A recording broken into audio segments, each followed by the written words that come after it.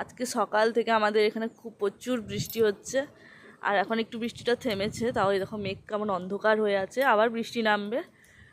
আর একটা জিনিস তোমাদেরকে দেখাবো, এই যে দেখো, এইটা হচ্ছে আমাদের বাড়ির জমি, আর এটা হচ্ছে পুকুর। এত পরিমাণে বৃষ্টি হয়েছে আজকে যে পুকুর কোনটা আর জমি কোনটা কেউ বুঝতেই পারবে না, কেমন জল ভরে আছে দেখো। দুটোর জল সমান সমান হয়ে গেছে। আর এদিকে জমিতেও পুরো জল ভরে গেছে। আর এখন আমাদের এদিকে রোয়াও শুরু হয়ে গেছে ধান চাষে। চারিদিকে শুধু জমিতে জল আর জল। এখন হাওয়াও দিচ্ছে। আর এই দিকটাতে পুরো অন্ধকার হয়ে আছে মেঘ, আবার একটা বৃষ্টি নামবে।